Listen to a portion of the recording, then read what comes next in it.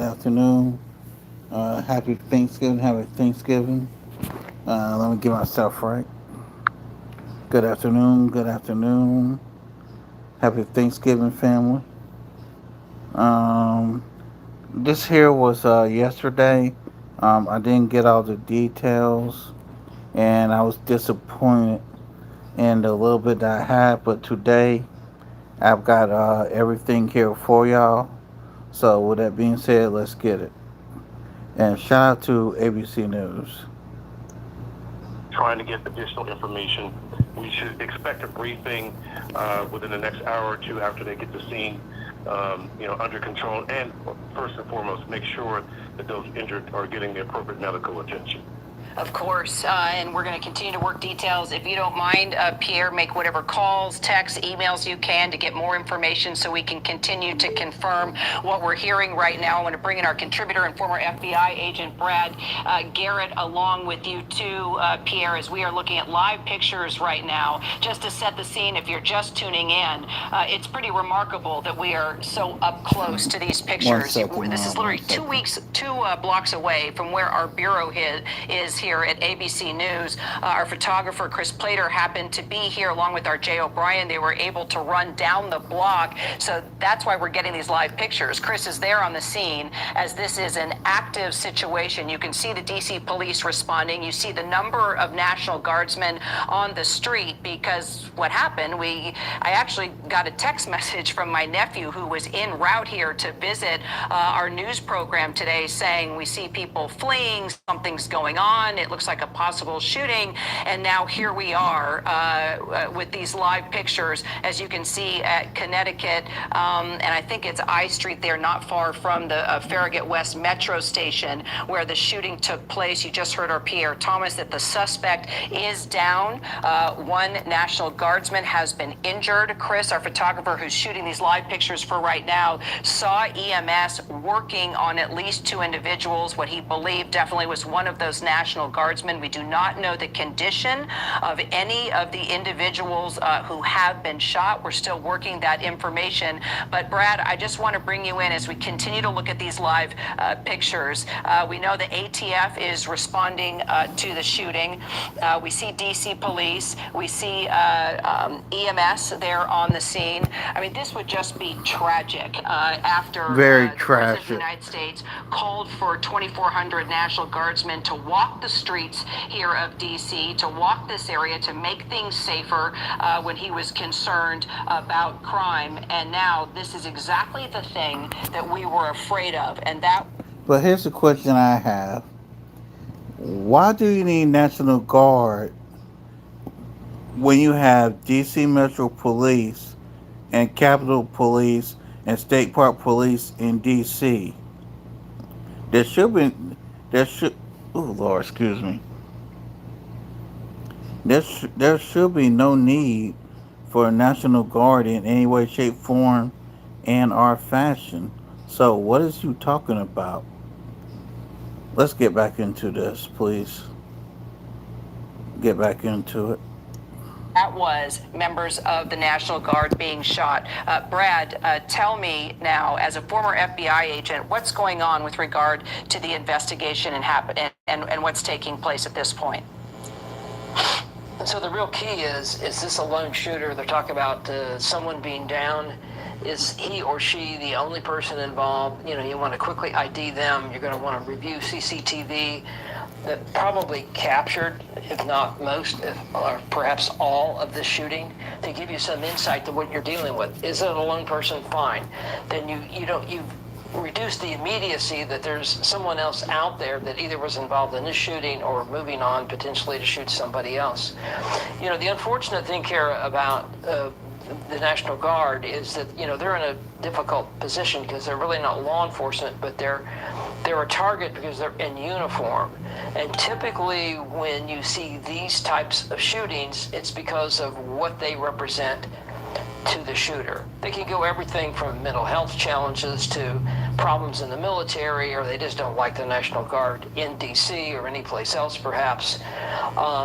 That can be sorted out. That's not the important issue right now. The important issue is safety beyond the obvious safety of where this shooting occurred. And I suspect in pretty quick order with the ATF and probably FBI will jump into this also, it'll help them figure out what they have. Got it. And as we continue to follow this breaking news story, how did we find out about this? My nephew, Dave McElwain, who joins me here on set now, here visiting for the Thanksgiving holiday. He was trying to get to the Bureau. He texted me saying something's going on. There are people running down the street. He said he was not far from the Executive Building, which is right next to the White House, which is not far from where we are here at the Bureau. Dave, I know you came for family Thanksgiving dinner, but you also find yourself in the middle of breaking news here. And just tell me, as you were driving in to come watch the newscast, what did you see? What did you hear? Just give me all the details. Yeah, so we were driving about 2 blocks away, just looking at Google Maps, trying to figure out where to go, and we heard people screaming. Looked like a couple families running out from one of the buildings, and then we noticed the armed, with their rifles out, uniformed security. I'm not sure exactly who they were. A couple of them coming out onto the street, trying to get traffic to move, yelling and pointing, and we just did a quick U-turn and got out of there as quickly as we could. So now that we know it was actually an active shooting, I mean, you were blocks away from where this shooter was at Farragut Metro Center. So there's a lot of law enforcement in the area. There's DC Police, there's Secret Service. I mean, we have so many different types of law enforcement in the area. Tell me what exactly you saw. They had their guns drawn and they were clearing everybody from the area? Yeah, absolutely. They had them drawn, but pointing down, not actively pointing at somebody. Of course. But they looked like there was definitely an incident going on, and we just wanted to be out of there as quickly as possible so that they could do their job. Yeah, they were in the ready position for sure. Dave, thank you so much. All right, Brad, I want to bring you back as we're looking at these live pictures. DHS Secretary Kristi Noem is now putting out on X right here, please join me in praying for the 2 National Guardsmen who were just shot moments ago in Washington, D.C. So now we are getting reportable news from the Secretary Noem that indeed it was 2 National Guardsmen that were shot. So, Brad, we're finding out obviously some pretty heart-wrenching details here on Thanksgiving week as we see members of National Guardsmen here on the scene. It's an all-out investigation now. Talk to us about where folks go from here, from the FBI to the ATF to DC Police, even the National Guard.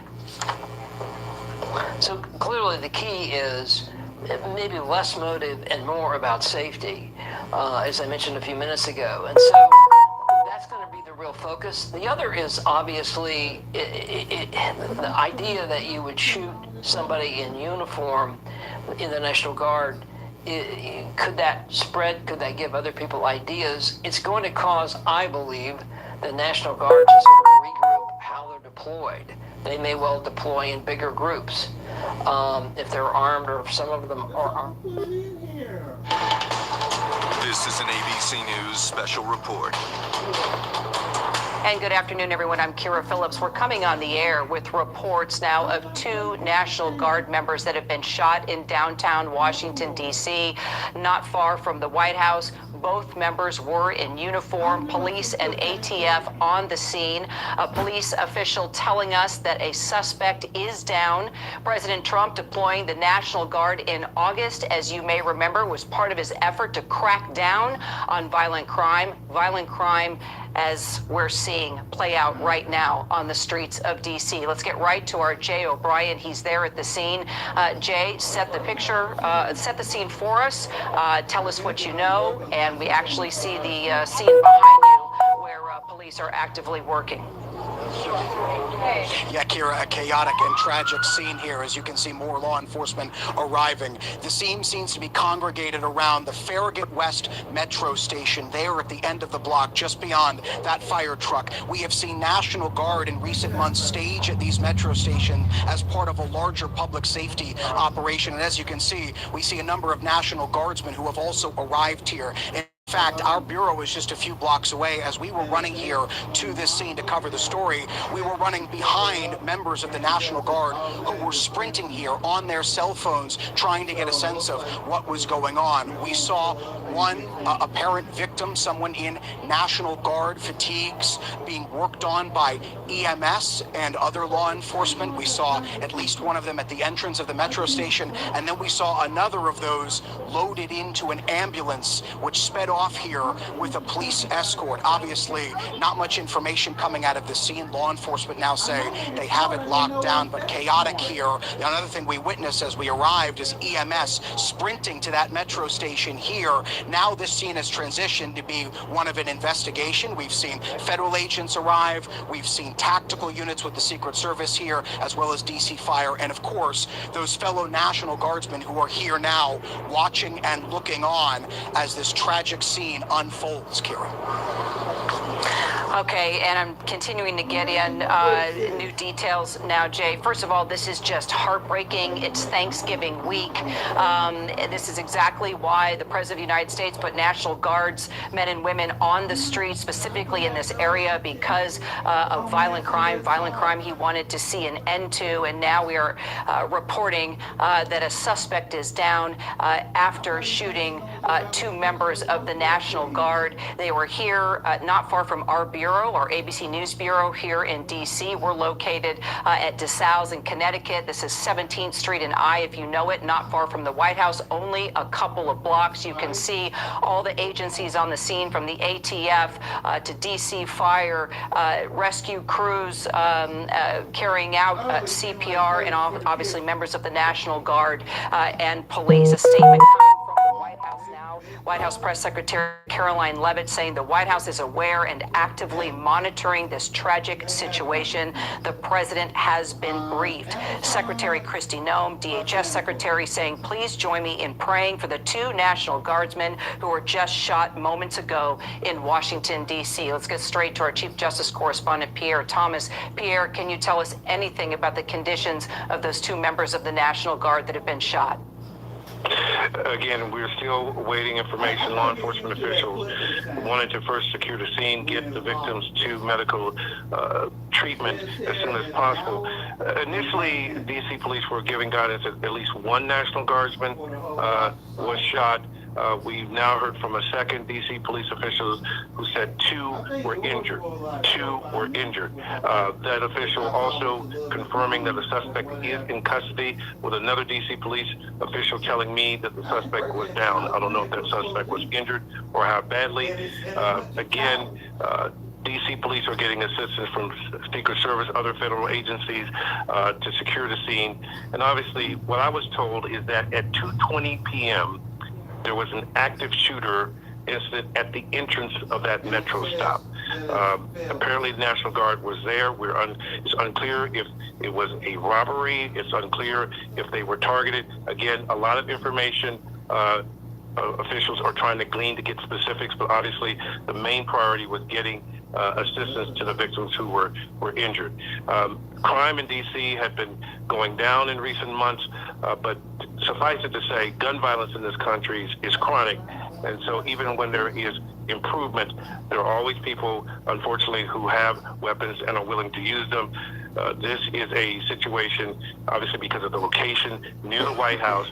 We're being told that the White House, for at least a period, was put on lockdown as they try to assess the situation. Again, bevy of law enforcement officials there. I've seen those National Guardsmen often on my walk to the metro. They were there, to support DC police. Again, they're not law enforcement officials, but they were definitely put in a position today where it was a very tragic circumstance. Indeed, tragic circumstance, just a day before Thanksgiving. And Pierre, just to reiterate, the president has been briefed.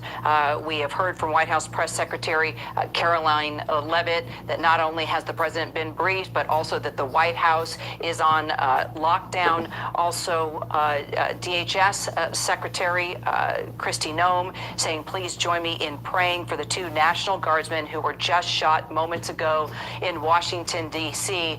And if you're just joining us right now, as you know, President Trump has been deploying National Guard troops in cities that he has said have needed the extra support because of crime, violent crime like what we have just seen this afternoon. We can tell you we are trying to confirm at this point whether that suspect is down or in custody. As you heard from our Okay, Pierre sorry, Thompson, y'all, I'm getting back. reports that either one of those scenarios could be the situation right now, but we can confirm that 2 members of the National Guard have been shot. National Guard members that were not far from the Farragut West Metro Station. They had been at Union Station, the main train station here in D.C., tourist areas like the mall, where a lot of people have been coming in for Thanksgiving vacation, as you know, and also the Metro Station. It just so happened that my nephew was here en route to the Bureau visiting for Thanksgiving. He texted me saying, "I'm not far from you. We see people running. We see officers in the ready position, guns down, trying to move people away from the scene." And then the yellow tape started to go up. And now we know it's a breaking news situation. 2 members of the National Guard shot. Chief Investigative Correspondent Aaron Katursky also working his sources. Anything that you can tell us, Aaron, about the condition of those 2 members of the National Guard and also the suspect? Is he down? Is he in custody? Do we know? At least one suspect is in custody, according to D.C. Metro Police, Kira, and the condition of the National Guardsmen who were shot was not immediately clear, although they were seen getting medical attention and immediately rushed to ambulances and presumably to the hospital. So the injuries do appear to be serious, even though we don't know the specific condition. With a suspect in custody and the scene seemingly secure, a focus will turn to whether these guardsmen were specifically targeted. If that's the case, it would fit with what we've been hearing from law enforcement officials. I'm sorry about that. Months now, that some political flashpoints in the country, whether that's immigration policies by the administration, the ongoing Israel-Hamas conflict, even amid a tenuous ceasefire, those kinds of flashpoints have made people in uniform, be they military, law enforcement, government officials, people in uniform, have increasingly been targets, and that is going to be one focus of the investigation going forward, Kira. Okay. Aaron, stay with us as news develops. If you're just tuning in, once again, 2 members of the National Guard shot. We cannot confirm their condition, but our photographer there, Chris Plater, has been on the scene. He did see EMS working on at least 2 individuals that were down. As you heard from our Aaron Katursky, at least one suspect is in custody. There's a number of agencies on the scene. You have ATF, you have DC Fire, you have EMS, you have DC Police, and you see, as Chris is showing us the scene, this is about 2 blocks from the White House, 2 blocks from us in our ABC News Bureau here in DC. This shooting happening around 2 o'clock Eastern Time. We will continue to bring in all the details, keeping our fingers crossed just one day before Thanksgiving that these members of the National Guard can survive the shooting that has taken place this afternoon. Our coverage will continue on ABC News Live and abcnews.com. I'll be back with the entire team for World News Tonight. I'm Kira Phillips. Sorry to bring you this news on the day before Thanksgiving, but we're going to stay on the story with all the details, hopefully be able to update you on these 2 members of the National Guard. I'll see you over on ABC News Live right now. Hope you'll join me. This has been a special report from ABC News.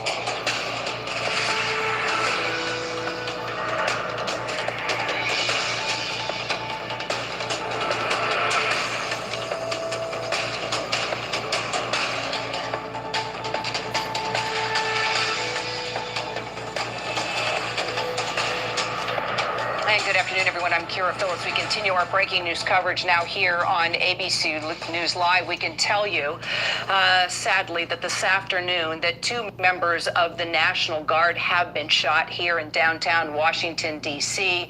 It was an active shooter incident. We know at least 1 suspect has been taken into custody. It happened near the Farragut West Metro Station, not far from the White House and not far from where we are here in our bureau.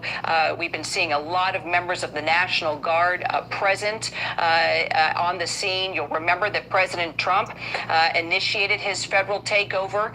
He put more than 2,400 members of the National Guard on the streets of D.C. to specifically, as he said, try to help with the violent crime here in downtown D.C. Declared that public safety emergency back in August, got those troops on the ground, and now our first situation where an active shooter has actually fired upon 2 members of the National Guard, 2 members that were trying to keep our streets safe during, by the way, one of the busiest holiday seasons for us, Thanksgiving week, where we have hundreds and hundreds of tourists coming into our city to see monuments, museums, and visit with family. Let's bring in our Jay O'Brien. He's still at the scene there in Washington, D.C. Jay, bring us up to date on anything that you may have. Yeah, Kira, it is still chaotic here and still tragic. The main scene has been focused around the entrance to the metro station. In fact, you can see it much clearer now. Chris, if you can shoot between that pole and that fire truck, if you look in that entrance there, that is the entrance of the Farragut Metro Station. There it is. You see it now on your screen. That is where we have seen police congregate. Remember, it's in those metro stations, as we've been discussing, that National Guard have often been staged here in their public safety mission here in Washington, D.C. We do not know in particular where these 2 National Guardsmen that were wounded were staged, but we've seen this scene really focus on the metro station. And what our Chris Plater, who's actually right behind the camera right now, one of our photographers, saw as he walked up to this scene was 2 National Guardsmen who were being worked on and receiving medical attention right at the entrance of the metro station. What we've also seen here, Kira, is National Guard from across Washington, D.C., again, all deployed here as part of that public safety mission, sprint to this scene here and accompanied by EMS. We saw what appeared to be 1 individual wearing military fatigues loaded into an ambulance that sped off from here, and this scene has now transitioned into an urgent investigation to try to figure out what went wrong. We do know, of course, that police have a suspect in custody, and it's believed that that suspect is requiring medical attention at this hour. We do not know their status, and more importantly, we do not know the status of those 2 wounded National Guards members. Senior White House correspondent Selena Wang, who's been traveling with the president, joins me now. Selena, tell me exactly where you are. Yeah, I'm currently here in West Palm Beach where the president is during this Thanksgiving holiday, so he is not at the White House, Kira, though we are learning from a White House official that the White House is currently on lockdown. We've also received a statement from the White House Press Secretary Caroline Leavitt, and she says the following. She says, quote, "The White House is aware and actively monitoring the tragic situation. The president has been briefed." Now, Kira, earlier today, the president was out golfing, but he is currently on his way back to Mar-a-Lago right now, where he's going to remain through the weekend. And this comes as there are currently still more than 2,000 National Guard troops in D.C. The president had deployed them earlier this year as part of his broader crime crackdown. And we have seen crime in D.C. steadily dropping, yet this tragic situation happening in the very capital, where the president has been touting this major decrease in crime and touting the success of those National Guard troop deployments and the success of dropping crime rates. All right. Selena, stay close as we hope to get more information. We know the president has been briefed. As you mentioned, he's not at the White House, but the White House is on lockdown. That's standard operating procedure. If anything like this ever happens this close to the White House, and the active shooter was only blocks away from the White House when this took place at the Farragut West Metro area, about 2 blocks from the White House and 2 blocks from us. Chief Investigator investigative correspondent Aaron Kontursky joining me now as we look at live pictures of the White House, which is now on lockdown. Aaron, do we have any idea the conditions of these two members of the National Guard that have been shot, and anything else we may know about a suspect or suspects? We do know that one is in custody. A suspect is in custody, Kira, and said to be in critical condition. The two National Guardsmen also said to be critically hurt, including one who may be gravely wounded. So the shooting quite serious on the streets of Washington, D.C., as you've been saying, not far from the White House. The circumstances of the shooting still have not been made clear. The authorities are canvassing area businesses. They're looking for any video that may depict what happened so they can understand perhaps the circumstances of what went on. But a suspect is in custody, believed to be in critical condition, and the two guardsmen are also believed to be critically wounded as a result, Kira. All right, Aaron, stay close. Please work your sources. Also with me, actually, is my nephew, Dave McElwain. He was on the way here with the family to actually visit the Bureau, see what it's like to watch a network newscast. And here we go. A breaking news story just the day before Thanksgiving. He was actually working his way about 2.5 blocks from the Bureau here when he texted me saying, I don't know what's going on, but there are armed officers, guns down in the ready position, clearing people away from the scene, putting up yellow tape.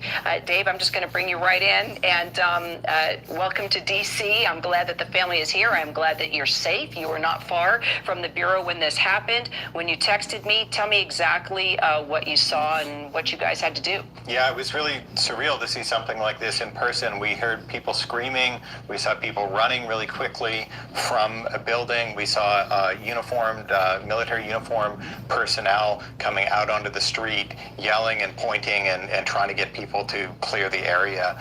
We did a quick U-turn to get out of there and routed around another few blocks. Weren't really sure what was going on, but just really, really obvious that there was something serious happening. Well, apparently this happened, and I'm going to probably have to check in, and maybe my producers will remember. I think it was about 2:20 that this happened, and that's exactly at the time where you were just blocks away from the Bureau here. I mean, it was going on in real time because people were still running, right? Right, absolutely. Yeah, I think that was our ETA to the Bureau here was going to be about 2:22, so I think we were probably quite close to where that was happening. Minutes away of where it happened. And so you saw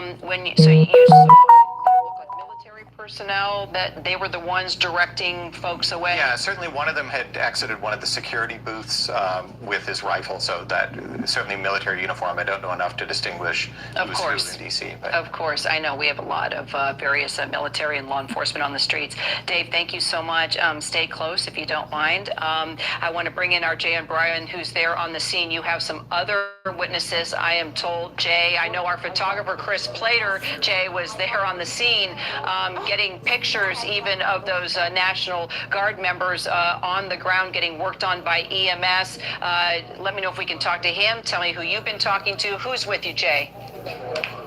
So we've got a number of eyewitnesses here lined up for you. One of them is Chris. Kira, we're going to go to him in a moment, but first I want to bring in Stacy Walters here, a Howard student who was in an Uber when you heard some of these shots. Howard alum. Yeah. You were in an Uber when you heard some of the shots, is that right? Yeah. Walk us through. So you're in the car, you hear the shots.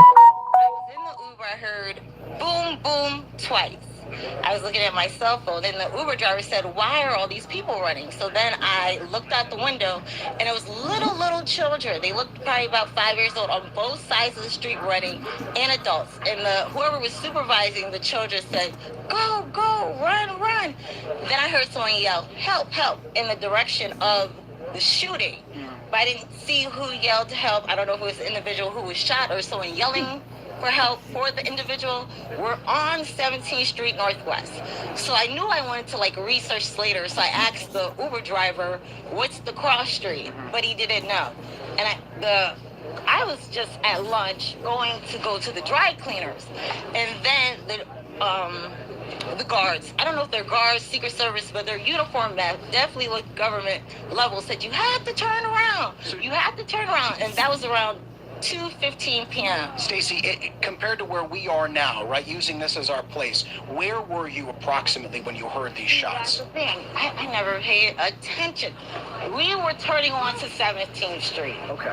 Because that's why I even asked the driver. You were down the street, turning onto this street. We were so close that the shooting had just happened in the road. They had just, like, they were still letting people through. By the time they got to us, they said, you have to turn around. When you saw those people running, what went through your mind? The children. They were little children. And it's such a beautiful day. You know, that's the first thing I thought about, like, who would do this? It's getting ready to be the holidays, and so many children, they just weren't on one side of the road, they were on both sides of the road, little children running. When you heard those pops, as you described, did you immediately think it was a shooting? No, I'm originally from Connecticut. I only came to DC for Howard University.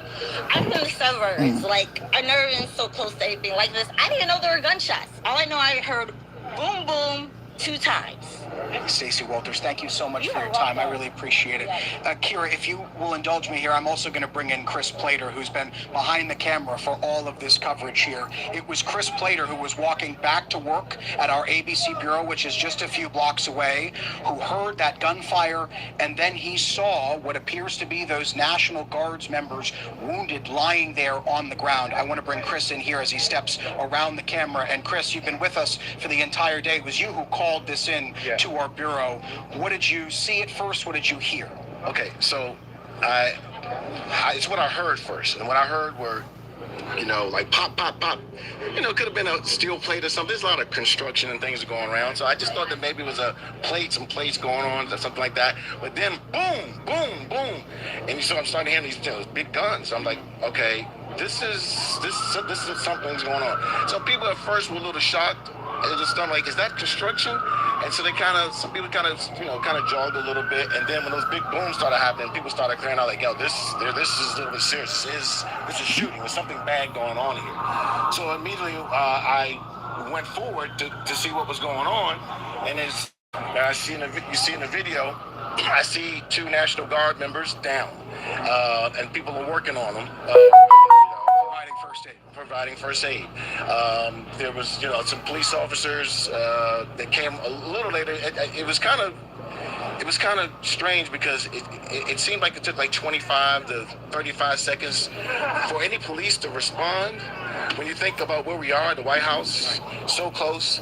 And so that's what I was like, could it really be? But it really was. These National Guard members were down. So, Chris, in relation to where we're standing now, we're across the street from the metro station. Can you describe where you saw the activity and what you saw where in relation to where we are here? Okay, so where we are right now, I came up and crossed the street. So you were you were a block away on the other side of the street. I was right here at the metro stop. Yeah. I went over there to see what was going on, and that's where you see the video. I began videotaping, and they at some point got to clear us out and move us back here on this corner here. And so then I continued shooting and waiting, and that's when the police were responding and everything. So it was just all here, just a lot of people just running, the opposite way, through the park and past me. And there was some people that were, one person said something like, man, the guy went up there and started shooting at the National Guard. I didn't get to talk to him. I didn't get to, know who he was, but it sounded like he suggested that somebody went up and started shooting at the National Guard. So, Chris, just to walk back a second here, one of the things you saw was very graphic, and we have to describe it with care here, but you did see, and you videotaped, both of those National Guardsmen having first aid provided onto them lying on the street. Is that correct? Yeah, one National Guard was lying on his side. They were rendering aid to him. He wasn't moving, but he was on his side. And then I looked at the other National Guard member that was down, and I saw compressions going on. There was a lot of people around there, so I don't think it was the person that done the shooting. And all I could tell you is that I identified 2 National Guard members that were being worked on. Eventually, the one National Guard that was on his side, he got to move a little bit while he was on his side. They were still, kind of, working with him. But the other National Guard member, I just saw compression going on with him in the chest area, and that's all I can tell you. Chris Plater, my dear friend who's been behind the camera with me over the course of the day. Thank you, sir. And Kira, if you want to just stay with us for 1 second, because Chris is now going to go back to the other side of the camera and just show you one thing that we have not seen yet before, which is the full vantage point of this scene here. As Chris and I were talking, you probably saw the fire truck that was blocking the entrance to the metro station drove away. So you can get a sense of exactly the scene that Chris was describing. It's difficult to make out where he was, but he was on the right in front of that metro stop there. That's that open door that kind of looks like a garage door. You see it there. Chris was standing there watching them perform CPR onto one of the wounded guardsmen. And then he was moved to the other side of the street, had a vantage point of the scene there, again, chaotic. And now, as we've been saying over the course of the afternoon, Kira, it's now transitioning from the immediate aftermath of this shooting where they were rendering first aid, they were loading, as we witnessed, some of these guardsmen into ambulances and speeding off. And now this investigation is well underway with DC police closing this intersection. And we saw, as I was talking to Chris, FBI agents and ATF agents walking toward that crime scene now, Kira. All right, Jay. It's incredible, the live pictures and the details that you are bringing us. Thank you so much to Chris. It looks like there's some officers behind you that might be able to give you some information. We're going to stay close with you. But now, apparently, the President of the United States has put a statement out on Truth Social saying, without a doubt, whoever did this is going to pay a very steep price. Let's get to the White House now, and our White House correspondent, Karen Travers. What more is the president saying as the White House remains on lockdown and the president has now been briefed and he's putting a statement out on Truth Social as he remains at Mar-a-Lago? Yeah, Kira, the president got back to Mar-a-Lago about 15 minutes ago, and he posted this on social media. I'm just going to read it directly to you. He writes, "The animal that shot the two National Guardmen, with both being critically wounded and now in two separate hospitals, is also severely wounded, and the president says will pay a steep price." He goes on to say, "God bless our National Guard and all of our military and law enforcement. These are truly great people." So that's a detail, I think, Kira, that we did not know, that the wounded were taken to two different hospitals. The president putting that in the Truth Social post. The president, of course, ordered this National Guard deployment back in August, Kira, to try and get a hold of what he said was rampant crime here in the nation's capital. And Kira, the president talks about it quite frequently in his speeches, saying that this has been a success and that he wants to see this continue. We know he's talked about doing this in other cities and has tried to do this in other cities. Right back, Even just yesterday at the annual turkey pardon in the White House Rose Garden, the president was talking about DC crime and what he has done here. Kira, he said that this was one of our most unsafe places anywhere in the United States, and it is now considered a totally safe city. I think we should also note, and others have probably said, that this area near the White House is relatively a safe area down there. Lots of commuters going in and out of that metro station, tourists also coming near the White House to get a glimpse of that area, and also the monuments that are just a couple blocks away. But obviously this has been a very tragic situation that happened there today, just a couple blocks away from the White House. Karen, thank you so much. Let us know if we hear anything more from the president. Again, the president saying the animal that shot the two National Guardsmen, with both being critically wounded and now in two separate hospitals, is also severely wounded, but regardless will pay a very steep price. God bless our great National Guard and all of our military and law enforcement. These are truly great people. I, as President of the United States, and everyone associated with the Office of the Presidency, am with you. That coming from the president via Truth Social, as he is in Mar-a-Lago right now for the Thanksgiving holiday. The White House still remains on lockdown, but here's what we can tell you. DC police saying one suspect in custody.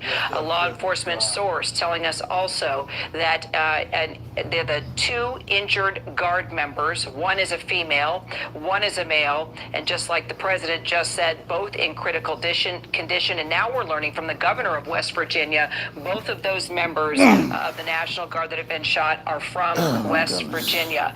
The male member of the National Guard believed to be The suspect, believed to be a male, also in critical condition. Secretary Caroline Leavitt saying they are actively monitoring this tragic situation. DHS Secretary Kristi Noem saying, please join me in praying for these two National Guardsmen who were just shot in Washington, D.C. Chief Investigative Correspondent Aaron Katersky. Aaron, what more can you tell us about the conditions, possibly, of these two members of the National Guard, one female, one male, we are told, both from West Virginia, and also the suspect? Do we believe it's only one? Could there be more? Well, certainly the authorities are now trying to figure out if there are additional suspects that they need to track down, or whether it's just the one that is now in custody and critically wounded, we're told. And President Trump's post a moment ago also confirms the two members of the National Guard are also critically injured, and one may be gravely so. So medical attention was immediately rendered to those members of the National Guard and, frankly, the suspect, as the individual was taken into custody. What authorities are working to determine now through video canvassing, eyewitness interviews, is to understand the circumstances of what happened. Were these guardsmen targeted? Was this a random street crime? The authorities have not yet said. If this was some kind of a targeted attack on members of the National Guard, we know law enforcement officials have been concerned in recent months about personnel in uniform, be that military or law enforcement, because they say all sorts of political flashpoints in the country may make those kinds of individuals in uniform increasingly potential targets. So that will be a focus of the investigation going forward. Now, the scene there in D.C. Has been secured, Kira. Aaron, thank you. Let's bring in our contributor and former FBI agent, Brad Garrett. So clearly a lot is going to go into this investigation, Brad. We know the ATF, D.C. police, the military, all involved in this investigation now. I mean, they've got the dogs out, of course, checking the scene to see if there's anything else that could have been left behind. What else do you think is happening at this hour as the investigation is now knee-deep? So one of the key components is, after they've ID'd this alleged one shooter, maybe there's more, we just don't know the answer, is who is he? Is he just a lone actor, which if you had me to guess, statistically that's what he is, but he may not be. Is he connected to any other groups that have some sort of hate issue with the military or people in uniform, or it might be more specific? Because always the biggest concern is, could this generate some sort of copycat? And so, as you've already heard, NYPD apparently is checking on the National Guard in or around New York, and probably re-coordinating how they're actually together, and maybe have more police presence in the areas where they are concentrated. You know, these things are very difficult to defense against, Kara. I mean, if some guy's got an agenda, just like people have agendas to go into schools, or just they just hate in general, and they go up and harm somebody, how do you defense against that, obviously, if you're in public, unless you know about it in advance? So we'll see, but sadly the National Guard are a target just because of what they represent, not as individuals, but in uniform, protecting the country, in this case protecting DC the best they can. And so I think that's going to be one of the key factors, is this contained, or are there other elements to it? But, you know, obviously you're collecting information. As you mentioned, the dogs are out. And what do they have forensically? I assume they have the shooter's weapons. It'll be interesting to see who shot the shooter. Did a law enforcement, or did the National Guard, or these National Guard members armed, did they shoot the shooter? That will play out probably on video. Jay mentioned it earlier. I'll be surprised if some of it, if not all of it, were captured on video. Right. Yeah, we have a lot of cameras in the area. You bring up a good point, Brad. I mean, this happened right by the Farragut West Metro, and there are cameras up there. I'm sure law enforcement is going through all of that right now. Let's get straight now to senior White House correspondent Selena Wang. She's actually traveling with the president. As we know, the White House is on lockdown because this situation, this shooting happened so close to the White House. That's standing operating procedure, but the president is in Mar-a-Lago for the Thanksgiving vacation, which is why you are there. He has been briefed. Also, he is out with a statement on Truth Social. So bring us up to date, Selena. What else are you learning? Yeah, Kira, that's right. That happened just blocks away from the White House, so no surprise the White House is on lockdown, but the president is here in West Palm Beach through the weekend. He was out golfing earlier, but he is now back at his Mar-a-Lago resort. He has been briefed. He is monitoring the situation, and the president's also sharing some new details about the case. He was posting on Truth Social just moments ago saying that the person who shot the two National Guardsmen is also severely wounded, and said, quote, "But regardless, will pay a very steep price." We've also heard from Attorney General Pam Bondi, as well as FBI Director Kash Patel. He says the FBI is currently actively involved investigating the situation. And Kira, this comes as the president has been consistently touting the success of his deployment of National Guard troops and bringing down crime rates in D.C. We're talking about an area where this happened, Kira, that's very safe, relatively safe, very close to our bureau as well. You know, we are always commuting there. There's a lot of office workers, government workers, federal workers. It is tragic. It is shocking. The president continuing to monitor the situation as he is out here in West Palm Beach. And there are still currently, Kira, more than 2,000 National Guards members who are currently deployed in Washington, D.C. That's right. Selena Wang, thank you so much. And just to bring you up to date, we are following the shooting of two members of the National Guard on the streets of Washington, D.C. It happened just about 2.5 blocks here from our bureau at ABC News, 2.5 blocks from the White House.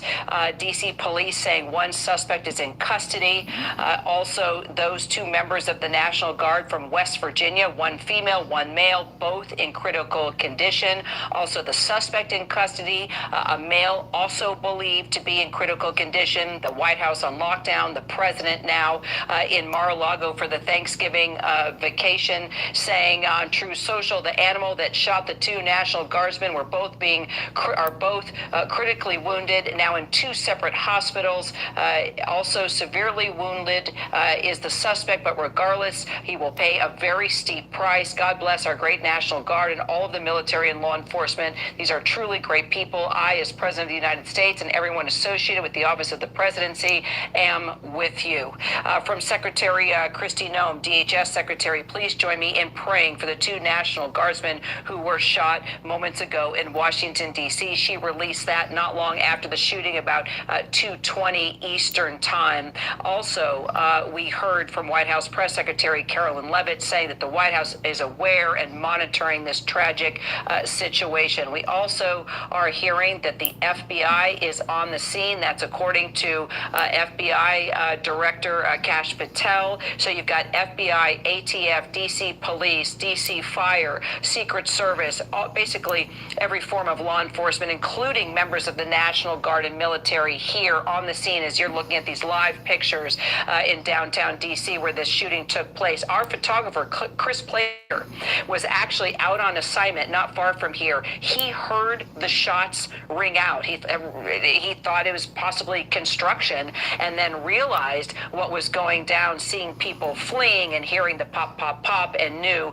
this was not construction. It was clearly a shooting, and that's when we found out two members of the National Guard were down. Chris ran over on the scene, started shooting video, saw EMS working on those two members of the National Guard. Also en route to the Bureau was my nephew, Dave McElwain, here visiting with our family for Thanksgiving. He was coming to watch the news program, be here in studio, see what it's like. He texted me around 2:20, which was the actual time of the shooting, saying, not sure we can get to you. Something's going on.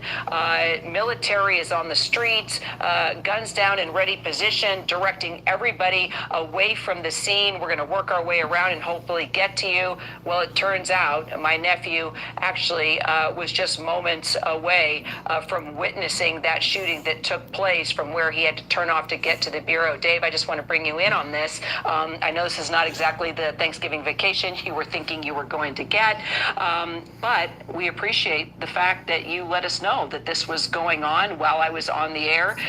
Tell me what you saw and just everything that you witnessed. Please tell us. Yeah, sure. Yeah, we were driving and we heard screams. We saw people running really quickly away from one of the buildings, and we saw two military uniformed personnel out on the street with their rifles drawn, trying to get people to move. And it was just really clear from how quickly they were moving that something wasn't right. And, you know, we pulled a U-turn as quickly as we could and just got out of that area. And I'm so grateful that you had not arrived at that scene a moment sooner.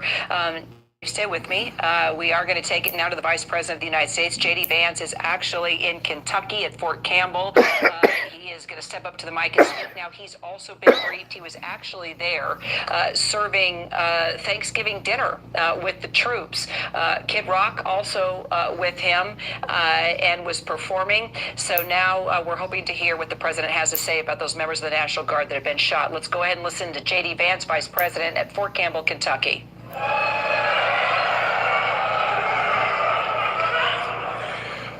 I want to say first, before we get started, on a somber note, we had, and some of you may have seen this on your phones or on social media, but apparently there was a shooting outside the White House just a couple of hours ago. And we're still learning everything. We still don't know the motive. There's a lot that we haven't yet figured out. But what we do know is that a couple of National Guardsmen were injured in the line of duty. And first of all, I want everybody who's a person of faith to say a prayer for those two National Guardsmen, that they're able to spend Thanksgiving with their families instead of losing their lives, because I understand they're still in pretty tough condition. But I think it's a somber reminder that soldiers, whether they're active duty, reserve, or National Guard, our soldiers are the sword and the shield of the United States of America. And as a person who goes into work every single day in that building and knows that there are a lot of people who wear the uniform of the United States Army, let me just say very personally, thank them for what they're doing. We're grateful to them, and we're praying that they're going to be safe and they're going to spend Thanksgiving with their families. God bless them. Now, I'm going to talk a little bit about the business of the Army and about what you're doing and about why it's important to the United States of America and why we are proud of you. Every single one of our soldiers here in Fort Campbell. Now we are hearing not only from the Vice President of the United States there at Fort Campbell, Kentucky. He was actually there feeding Thanksgiving dinner to the troops. Kid Rock with him performing a morale trip during Thanksgiving. He just got word of the shooting that took place here not far from the White House. Two members of the National Guard have been shot.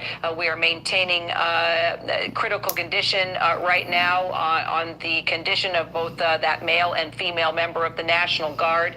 But we've now heard directly from the Vice President, and then the President of the United States did put out a statement on Truth Social. The President saying the animal that shot the two National Guardsmen, with both being critically wounded and now in two separate hospitals, is also severely wounded, but regardless, he will pay a very steep price. God bless our great National Guard and all of our military and law enforcement. These are truly great people. I, as President of the United States, and everyone associated with the office of the presidency, am with you. Also getting a statement from the governor of West Virginia, Patrick Morrisey, who confirmed that those two guardsmen indeed are from West Virginia, one female, one male. The governor saying, Denise and I are devastated by the news that two members of the West Virginia National Guard were shot earlier today in Washington, D.C. We are in direct contact with our Guard and other officials and are working to obtain the most accurate information as quickly as possible. And just to Just to bring you up to date, again, DC police saying one suspect is in custody. We have 2 members of the National Guard. Our photographer, Chris Plater, was actually not far from the scene when they got shot, saw EMS working on both of them. We are told they are in critical condition. A suspect, believed to be a male, also in critical condition. The White House remains on lockdown. The president remains at Mar-a-Lago, and that's where we find our senior White House correspondent, Selena Wang. She is traveling with the president. Selena, are we hearing anything more from the president? Well, we know the president has returned from golfing, Kira. He is back at his Mar-a-Lago resort. He has been briefed on the situation. You just read that post on Truth Social from the president talking about how the, quote, animal who shot the National Guardsman is also severely wounded, saying that that person would pay a steep price. We also heard remarks on camera from the vice president, who is dressing troops at Fort Campbell ahead of the Thanksgiving holiday. And he said there's still a lot we don't know. He said, quote, there's still a lot we haven't figured out. He said they still don't know the motive, but what we do know is that a couple of National Guardsmen were injured in the line of duty just one day before Thanksgiving, Kira. And the White House, we know, is also on lockdown, considering this happened just blocks away from the White House, blocks away from where you currently are sitting in our D.C. bureau. This is an area that is considered very safe. The president, back in August, he had deployed more than 2,000 National Guard troops to D.C., and they still remain there, more than 2,000 National Guardsmen, and many of them have been concentrated around the downtown area. That's where a lot of them are, around that metro station, near our office, near the bureau, near the White House. And the president, for his part, has been consistently touting the success of this deployment in bringing down crime rates in Washington, D.C. The president now contending with this tragedy. He's continuing to monitor the situation from here in West Palm Beach.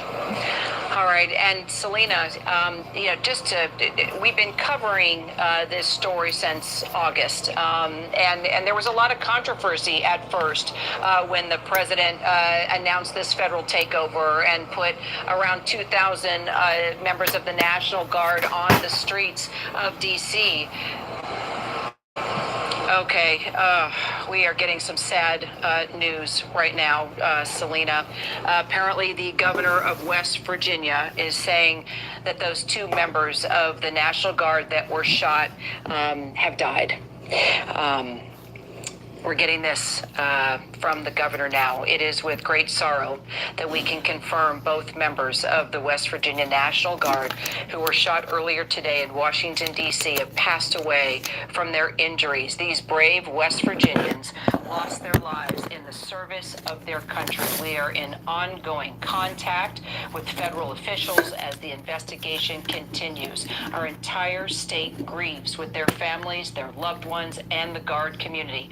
West Virginia will never forget their service or their sacrifice, and we will demand full accountability for this horrific act. Can you print that for me, please, Diana? We now pause for an ABC Network special report. Please join us for our breaking news coverage.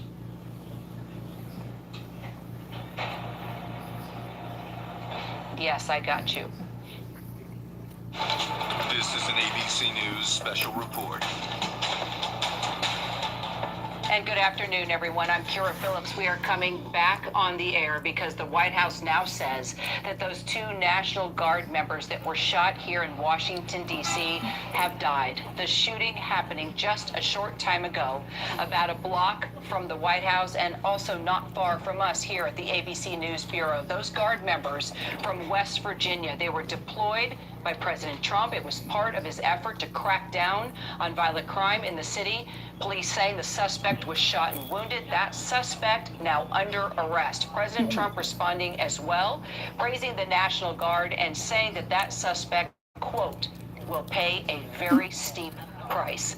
Let's get straight to our Jay O'Brien. He has been on the scene. All right, we'll get to Jay in just a second. First, our chief investigative correspondent, Aaron Katersky. And Aaron, the governor of West Virginia, just moments ago confirming to us that sadly, a day before Thanksgiving, these 2 members of the National Guard that have been shot on the streets of D.C. are now dead. The West Virginia governor, in a post on social media, writing, Kira, that it is with great sorrow that we can confirm Both members of the West Virginia National Guard who were shot earlier today in Washington, D.C., have passed away from their injuries. The governor's statement does not identify those Guards members, but says these brave West Virginians lost their lives in the service of their country, and adds we are in ongoing contact with federal officials as the investigation continues. But the governor says all of West Virginia grieves with the families, their loved ones, and the Guard community. West Virginia will never forget their service or their sacrifice. And the governor ends his statement, Kira, by saying we will demand full accountability for this horrific act. The authorities are still piecing together the circumstances of what led to the shooting of these two members of the West Virginia National Guard. A suspect, and it is believed there is just one suspect now, has been taken into custody. It's possible that the Guardsmen were able to return fire after they were shot and struck the Guardsman, who is now said to be in critical condition at the hospital, Kira. All right, Aaron, stay close. I want to take it now to our Chief Justice correspondent, Pierre Thomas. Pierre, these National Guard members were put on the streets of D.C. By the president to fight crime. It was controversial at the very beginning. Even the mayor was not comfortable with what was happening, but then eventually she did get on board, and the response was positive. Those seeing the members of the National Guard at our train station, Union Station, at the metro stations when we were coming to and from work, at tourist sites near the Smithsonian museums, the mall, other places, people were getting comfortable seeing members of the National Guard on our streets. Now, sadly, 2 lives are lost trying to prevent the kind of crime that took their lives. Well, in speaking to D.C. police, who are coordinating all of this investigation, we had some guidance that these injuries were critical. We also had some guidance that they were likely fatal. The governor has now confirmed that information, that both the National Guardsmen are from West Virginia. The guidance that we have from sources, and they're still interviewing witnesses to piece together the most specific timeline and protocol that they can. But about 2:20, those National Guardsmen encountered a suspect who was armed. There was an exchange of gunfire. Both National Guardsmen were injured. The suspect was, we believe, according to sources, injured as well, and has been taken into custody. We should be getting information about that suspect's name and what the specific charges will be. The irony here is that particular metro stop is not one known for a great deal of crime. It is very much near the White House. As you say, it's near our Washington Bureau of ABC News. I had encountered the National Guardsmen often in going to lunch and also using that particular metro stop. This is just tragic on all levels. And even though crime has been going down in the city in general, even before the National Guardsmen were deployed, the fact remains in this country we have chronic gun violence with a lot of people that have weapons and are willing to use them. D.C. police are always at the ready to deal with it. But again, that particular area, which is so near the White House where there's lots of activity, is not known as a high crime zone. But suffice it to say, now you have all of government, from ATF, FBI, the FBI director has responded, the Attorney General has responded. They all know that this use of National Guard to help with crime prevention and control in the city was something that was a huge priority to the White House. It is something that has been playing out around the country, and to have this happen obviously has caused a great deal of concern among law enforcement. As our reporting thus far is that there were initial concerns about a possible other suspect involved. Right now, they have one suspect in custody. The belief is that they have the person, at least who fired the weapons, the gun at the National Guardsmen. Again, tragically, the information released by the governor now confirmed those National Guardsmen are dead. Heart-wrenching. Pierre, thank you. Let's get straight to our Jay O'Brien, who's there at the scene. Jay was actually our photographer, Chris Plater, who was out in the area on a shoot and heard those gunshots immediately. You met up with him there on the scene. Chris even seeing EMS working on those two members of the National Guard, desperately trying to save their lives. And now we have the heart-wrenching news that just a day before Thanksgiving, these two brave members of the National Guard from West Virginia have sadly passed away. Take us back to when you arrived there on the scene, what you saw, what you heard, what Chris was able to capture on video, and now we're receiving the devastating news from the West Virginian governor that those two members of the National Guard have passed away. Yeah, Kira, and a dark cloud has really fallen over this scene here, right outside the White House, just about a block away.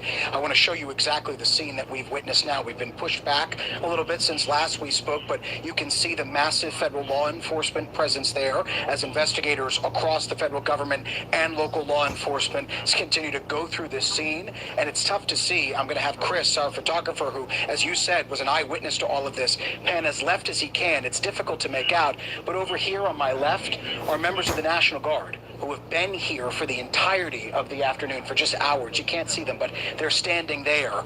I can tell you, when we first arrived on this scene and news began to ripple outwards that there were two members of the National Guard who were wounded, those guardsmen there who have been standing here guarding this scene became emotional. And now, as this news breaks of those two guardsmen having lost their lives, there is again a feeling of tragedy here.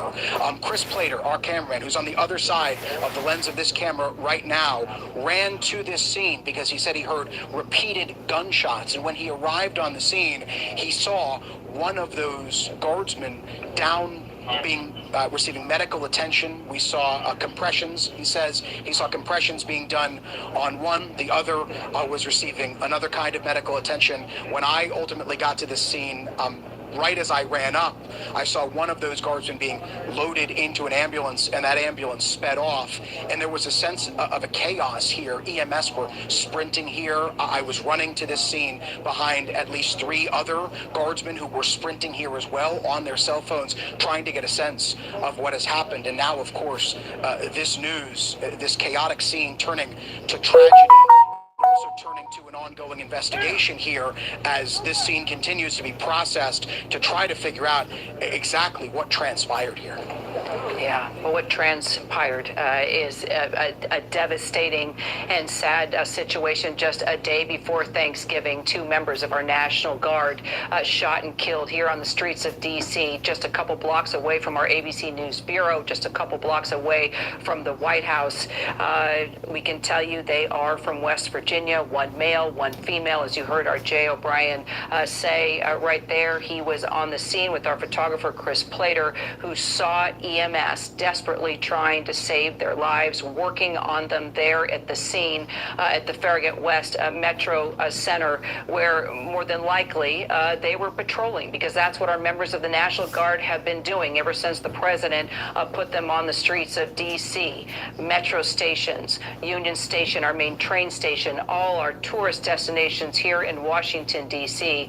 Now, sadly, two members of our National Guard have passed away after a suspect remains in custody after that suspect shot both of them on the streets of D.C. We're going to return you now to your regular programming. For some of you, that's your local news, but our coverage will continue on ABC News Live and abcnews.com. A complete wrap-up on World News Tonight. I'm Kira Phillips. Glad you could be with us, but I will see you back over on the channel on ABC News Live if you want to stream with me. This has been a special report from ABC News.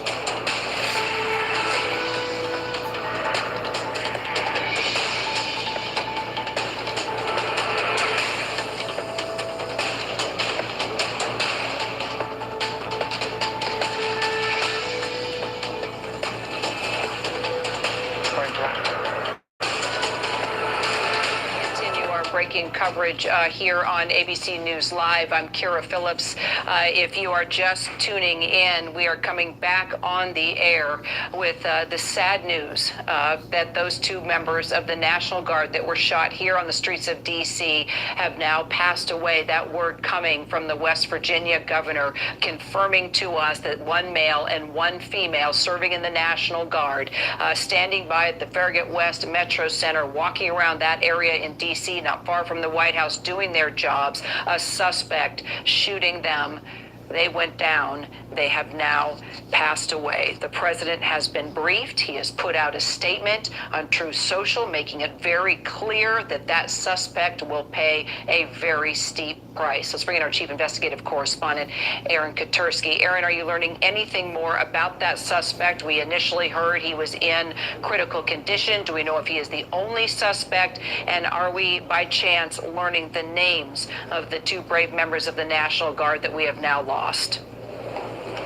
At this point, Kira, it's believed that the suspect, who is in custody and said to be critically hurt, is the only suspect that the D.C. Metro Police has thus far mentioned. And it's still not clear why that suspect opened fire on these two members of the National Guard. The governor of West Virginia, Patrick Morrisey, said on social media, "It is with great sorrow that we can confirm both members of the West Virginia National Guard who were shot earlier today in Washington, D.C., have passed away from their injuries."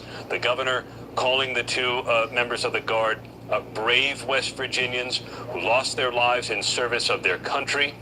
Right now, the governor says the state is in ongoing contact with federal officials about the investigation, and he says the entire state is paying tribute not only to their service and sacrifice, but also demanding full accountability for what the governor calls this horrific act that happened in the middle of the day outside the Metro station, not far from the White House.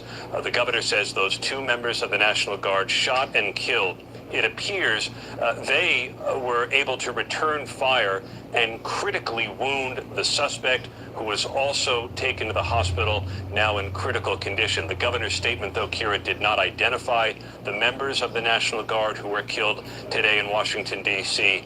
He said the announcements and notifications to their families are ongoing. All right, stay close, Aaron. I want to take it now to White House correspondent Karen Travers. Initially, before we got word of these two members of the National Guard passing away, the president had put out a Truth Social saying Okay, we lost Karen at the White House. We'll try to bring her back. Brad Garrett, former FBI, I'm going to bring you back in. Now that we know that these two National Guardsmen have lost their lives, we do not know a motive yet. We don't know anything about this suspect. We can only confirm that he is also in critical condition.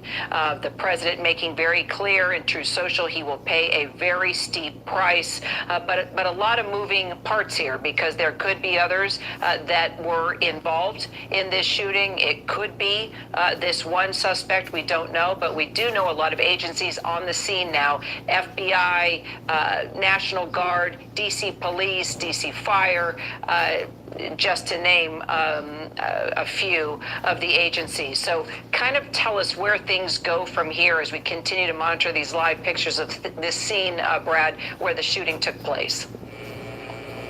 So the key, obviously, is a command post in or near the shooting, where you have the DC Police and obviously these other agencies, because you want to basically get intelligence as quickly as you can. It's going to come to you maybe from various different directions. For example, I'm sure they've ID'd the shooter at this point. Where is he from? Is he a local person? Did he travel here from some other place?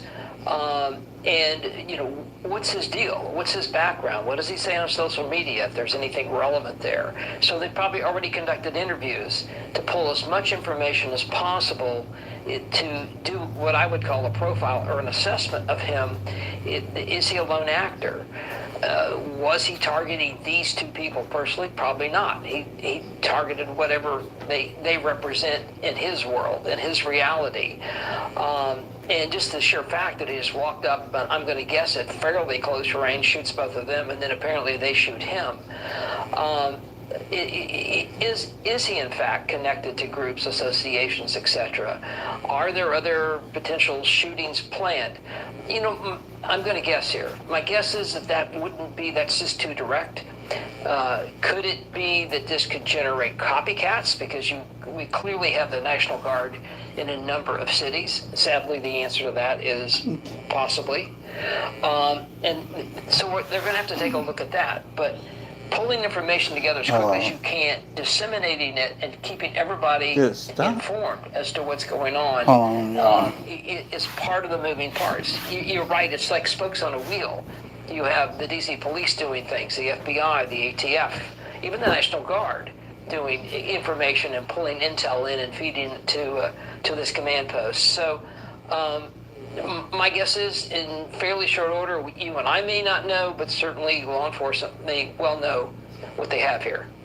Well, we now have another bit of breaking news, Brad, and apparently the governor of West Virginia may have gotten the information incorrect. It is possible that these members of the National Guard are actually still with us. Here's what Governor Patrick Morrisey is putting out now. We are now receiving conflicting reports about the condition of our 2 Guard members and will provide additional updates once we receive more complete information. Our prayers are with these brave service members, their families, and the entire Guard community. Wow, what a day this has been. Here's what I can tell you, what we can confirm, and that is because our photographer was there on the scene and he captured everything on video, that 2 members of the National Guard were shot. They are from West Virginia. One's a male, one's a female. They were in critical condition. We heard that from the president as well. Then the governor of West Virginia came out and said we lost them, that they had passed away, that they were shot dead by a suspect. Now the governor walking back that tweet that he put out, saying they are receiving conflicting reports about the condition of these 2 Guard members and will provide additional updates once we receive more complete information. I think all of us right now are holding out hope that those 2 members of the National Guard are still alive and still with us. We're working every detail on this story for you right now. We will have continuing updates right here on ABC News Live throughout the day. So glad you've been able to join us. I'm Kira Phillips. We do have more news after the break.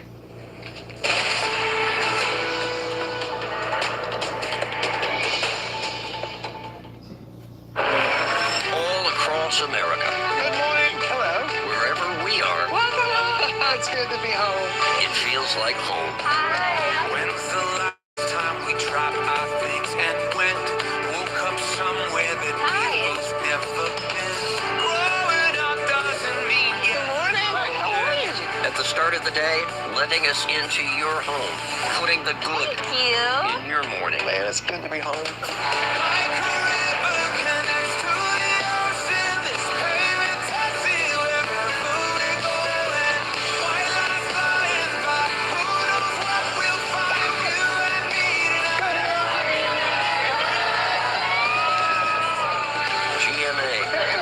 It's an invitation to come together.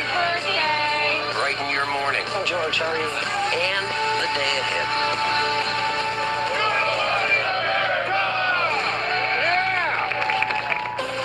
There was the doctor, the loving husband, the incredible stepfather.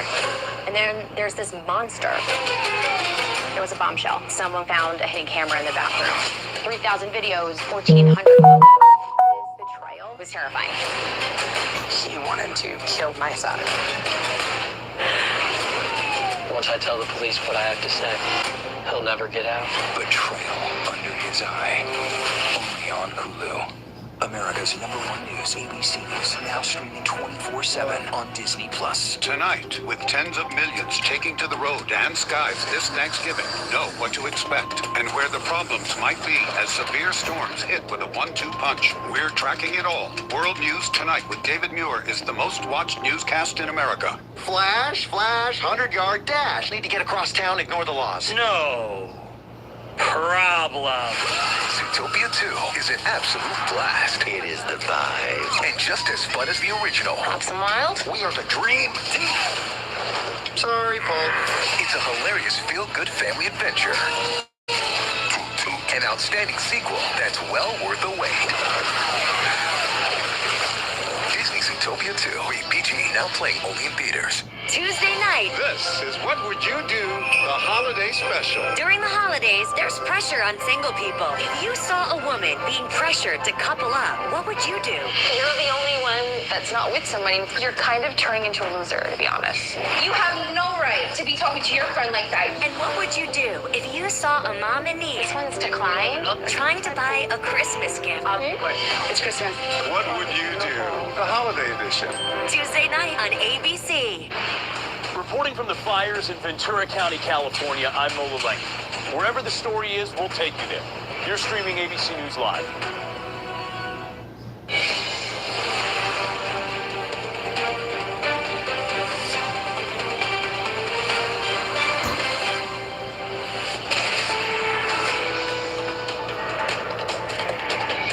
I'm Elizabeth Schulze in Washington. Breaking news this hour on ABC News Live. Multiple officials say that 2 members of the National Guard from West Virginia were shot this afternoon in downtown Washington, D.C., just blocks away from the White House. The Metropolitan Police Department says the scene has been secured. 1 suspect is in custody. We have team coverage following this breaking news.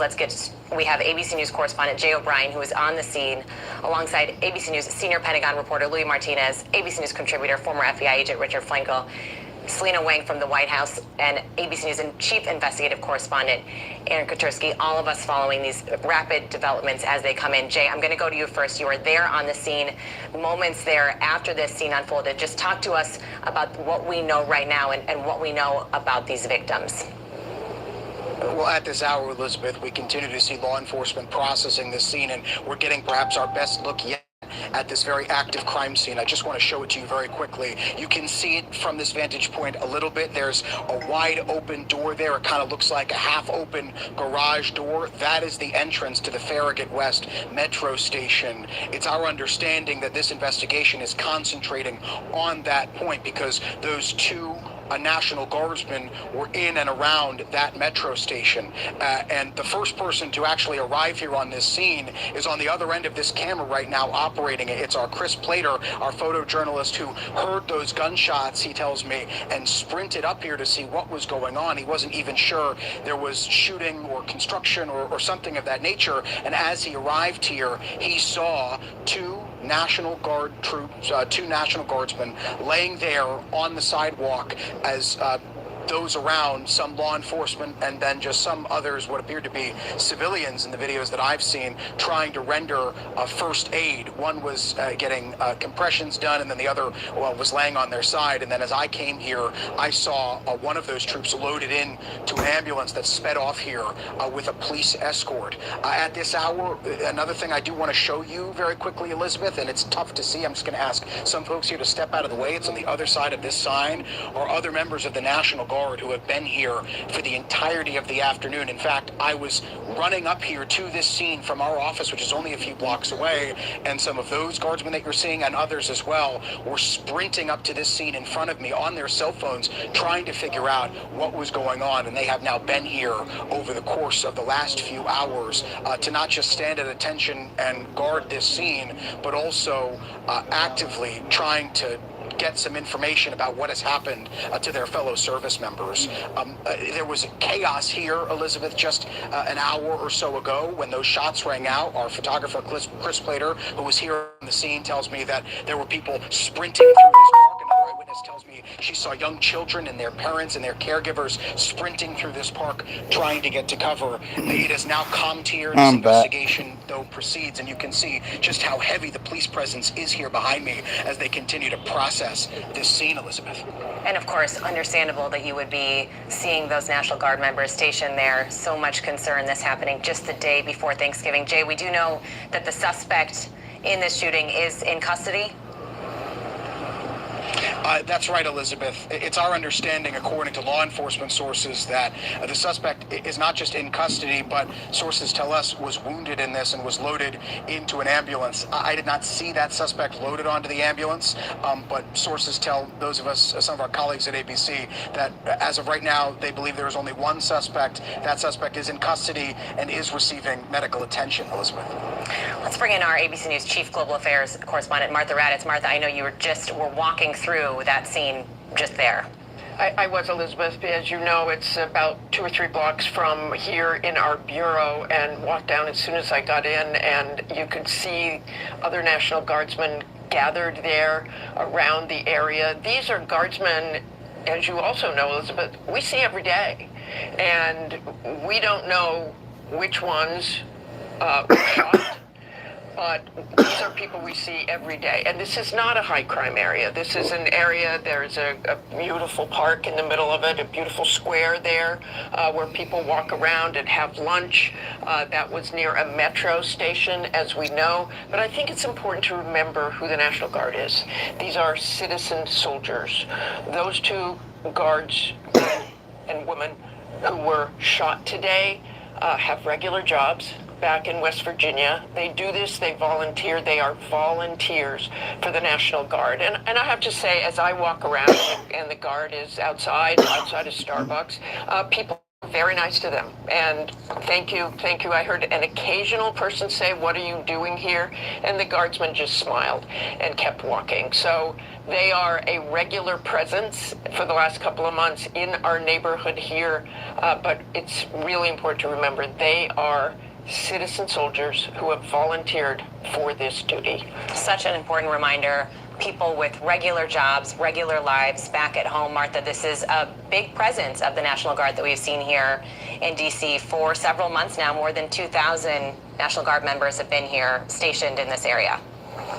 That's exactly right. And of course, you know, the president called for them because of a crime in the city. And again, they were all over the city. Mostly they are by the monuments. They're by the Washington Monument. We're, of course, fairly close to the Washington Monument here. And again, we're about 3 blocks from the White House. We're about 3 blocks from that crime scene. But that is our neighborhood that we walk around every day. And again, it is not a high crime area. I don't think they know exactly what happened there yet and whether there was a motive, but that's something we're watching very, very carefully. I know Aaron Katersky has his eye on that, especially, and our Pierre Thomas as well, to see if there was any motive there, whether it was a confrontation or whether it was some sort of targeted killing, and that's what we do not know at this point, but it's so important to find out at this point, Elizabeth. No question. And let's bring in our chief investigative correspondent, Aaron Katersky. Aaron, what do we know at this point about the suspect and any sort of motive, as of course this is just so early on still? It appears the National Guardsmen who were shot were able to return fire, and the suspect who was taken into custody was critically wounded and now receiving medical attention. It's believed to be the only suspect, Elizabeth. Right now, D.C. Metro Police, along with colleagues from federal law enforcement agencies, are there on the scene, as Jay O'Brien pointed out, and what they're doing is trying to find video from the metro station, from nearby businesses, to see what they can see in advance of the shooting. As Martha suggested, was this some kind of targeted thing? Was it a confrontation? Where the suspect walked right up to them for some particular reason, but that video evidence, as the authorities dig through it, perhaps is going to give them clues as to what the motive for this was. But if this does turn out to be targeted, it would reinforce what law enforcement authorities have been fearing for several months now, and that is the heightened threat environment in the country is putting particular pressure on people in uniform, members of the military and law enforcement, who have increasingly come on targeted attack. It's really to say in this case, Elizabeth, but that is something that the authorities are considering now. And Aaron, we do not yet know the identities of those National Guard members. We know that they were critically wounded. Anything else about who they were at this time? We don't know their identities, but we know they were from West Virginia, and initially the governor of West Virginia, Governor Morrisey, put on social media that they had succumbed to their injuries, and we knew they were critically wounded. Then, in a subsequent post, the governor walked that back to say there had been conflicting information about their condition, so we're still waiting for firm information. But the governor did say, regardless, that the state is now paying tribute to their service, to their sacrifice. They were put there on orders of President Trump to help patrol the district. Now the governor says that he and the entire state are going to demand accountability for what happened today. Of course. Louis Martinez, our Pentagon reporter, let's bring you in here. Louis, what can you tell us about how these National Guard members were armed? What were their orders as they were there, just a couple of blocks away from the White House? Elizabeth, a lot of these National Guardsmen are armed, but a lot depends on the job that they're doing at the time. For example, if they're doing beautification projects, they are not armed. But if they are on patrol, for the most part, they are. You also see them wearing tactical vests that afford them some kind of protection. But when it comes to law enforcement duties, remember, we've been talking a lot this year about posse comitatus, whether active duty troops can actually carry out law enforcement duties, because the Posse Comitatus Act does not allow U.S. active duty service members to carry out law enforcement. However, these personnel are authorized to do this because they fall under a very specific narrow duty, which is that they fall under the President of the United States, not under a state guardsman. Now, that is for the D.C. National Guard. They are allowed to carry out law enforcement duties.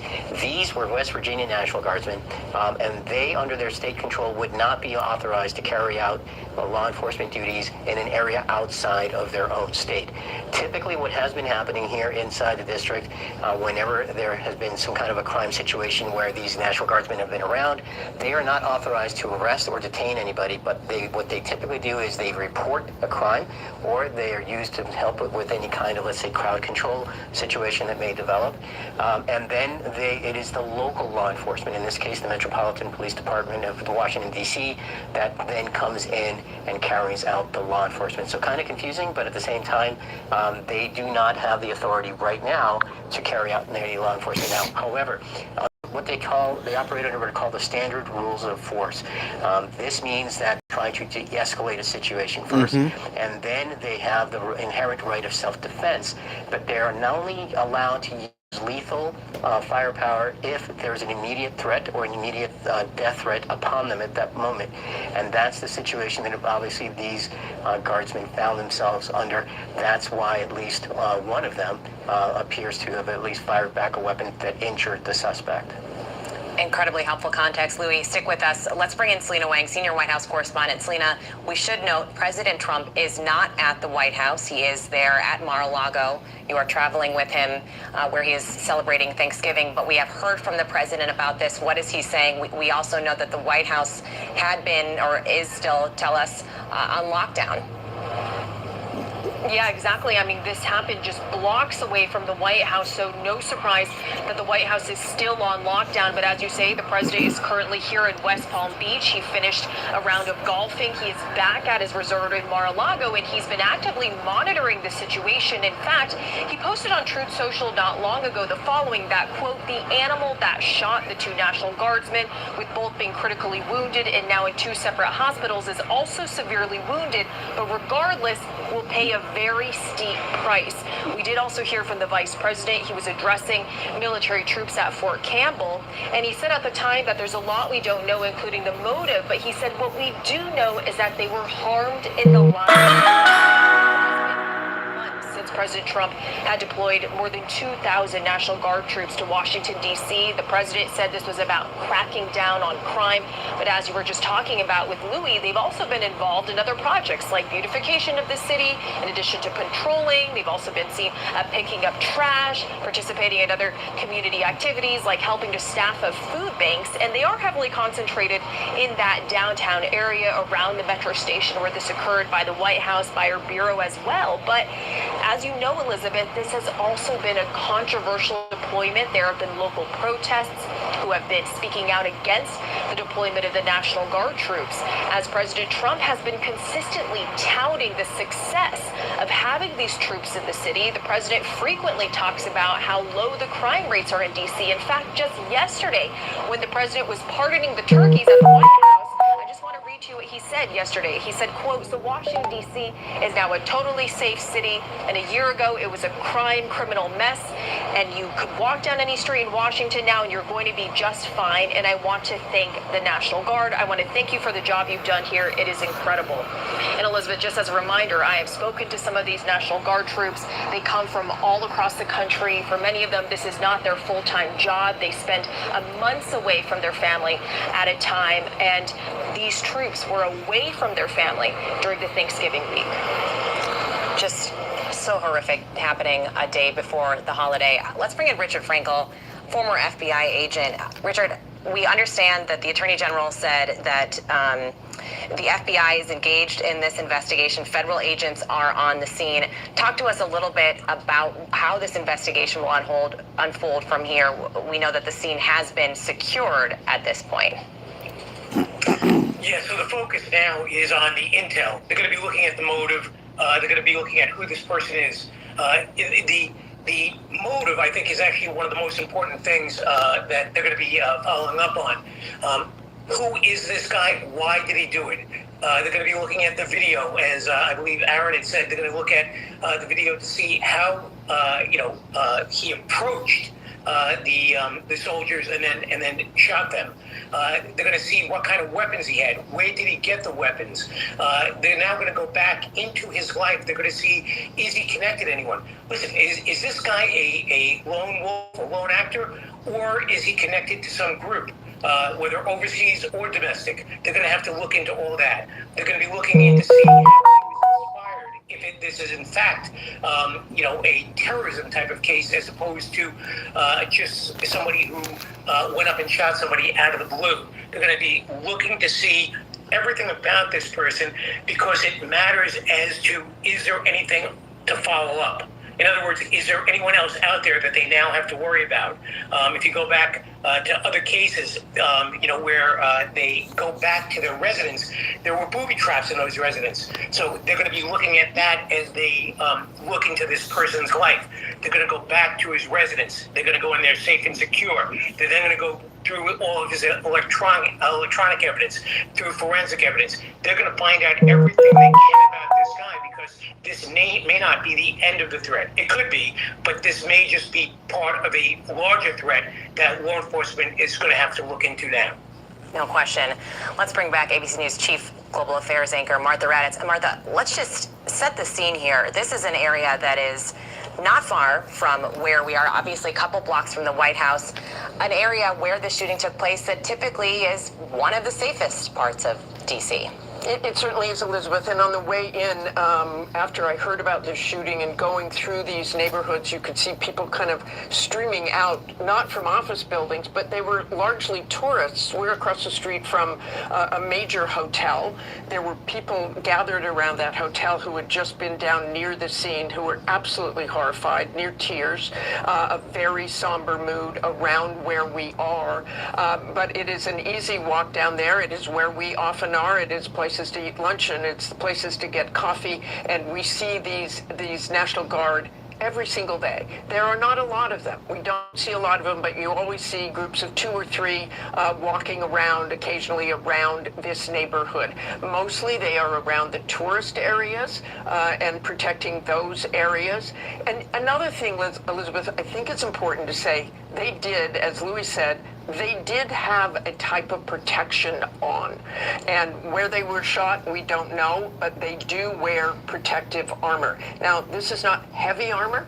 I don't believe, just from looking at it, frankly, that there are huge plates in that armor. I don't know that for certain, but from my looking at them over the last few weeks, it does not look like they have huge plates in, but they absolutely had protective body armor on of some sort. Whether these Guard members were armed or not, we also do not know that. And again, the big question is, were they targeted? It is a short way from the metro station where the two guards were shot. We don't know whether it started there at the metro station and came out onto the street, but it is probably a half a block or at least across the street from that metro station that we all know well as well, Elizabeth. Such a big question about the motive here, and of course we do know that those two members of the National Guard critically wounded, according to President Trump. Martha Raddatz, Jay O'Brien, Lou Martinez, Richard Frankel, Selena Wang, Aaron Katursky, thank you all so much. We will have much more continuing coverage on this breaking story just ahead.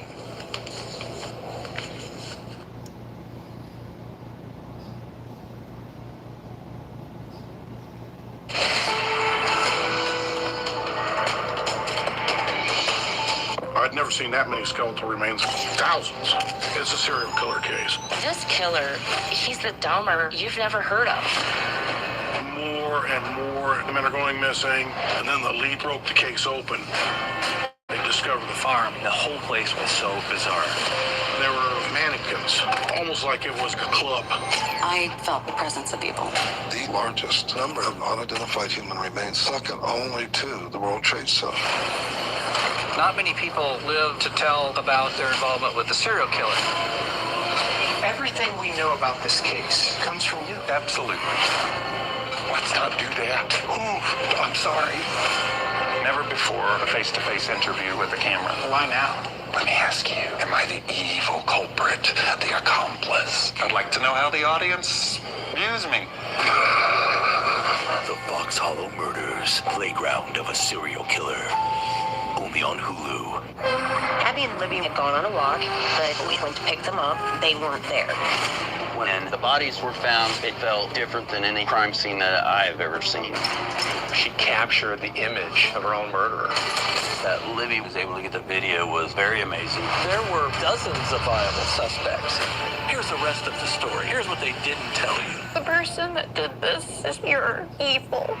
Capturing their killer, The Girls on the High Bridge. Only on Hulu. I'm just an actor. I don't know how. Let me speed this up. Hold on. There we go. Somewhere, and if there's a life-threatening situation, yes, they can respond with lethal force. But again, for the most part, they are just there to report if they see any criminal activity because they don't have law enforcement responsibilities here in the district right now. And so that means that if they see something, they would actually call the local police department, which is the Washington, D.C. Metropolitan Police Department. Louis Martinez, thanks so much. Let's bring in Richard Frankel, former FBI agent. We are now, first we're going to actually go to FBI Director Kash Patel. Let's listen in. Were brazenly attacked in a horrendous act of violence. They were shot. They're in critical condition. As you can see behind me, we have assembled the full force of both the federal and state and local law enforcement agencies to bring bear all of our resources to make sure we find the perpetrators responsible for this heinous act. And make no mistake, they will be brought to justice. Since this is an assault on a federal law enforcement officer, this will be treated at the federal level as an assault on a federal law enforcement officer. The FBI will lead out on that mission with our interagency partners, to include the Department of Homeland Security, Secret Service, ATF, DEA. And we're thankful for the mayor's assistance in this matter, the Metropolitan Police Department and their skills in investigating homicides and gun shootings in the city is exceptional. We will work together collaboratively because this is a matter of national security, because it's a matter of pride. President Trump has been informed. We've been in contact with the White House. We will shortchange the American public with no resources to make sure we find and safeguard our nation's capital right here in Washington, D.C., and bring anyone responsible for this heinous act of violence to justice. I would lastly like to add to the American public and the world, please send your prayers to those brave warriors who are in critical condition and their families. They are here serving our country.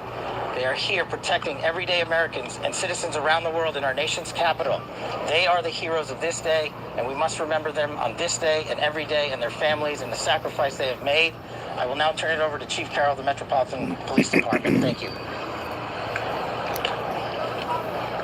Good afternoon, everyone. My name is Jeff Carroll. I'm the Executive Assistant Chief here at the Metropolitan Police Department. At approximately 2:15 this afternoon, members of the DC National Guard were on high visibility patrols in the area of 17th and I Street Northwest when a suspect came around the corner, raised his arm with a firearm and discharged it at the National Guard members. The National Guard members, there were other members that were in the area. They were able to, after some back and forth, able to subdue the individual and bring him into custody. Within moments, members of law enforcement in the area were also able to assist and bring that individual into custody. At this time, as the director mentioned, the National Guard members are being treated at a local hospital. DC Fire and EMS responded to the scene to provide first aid for those individuals and transport them to a local hospital. The suspect in this case was also transported for treatment at a local hospital. Madam Mayor? Thank you.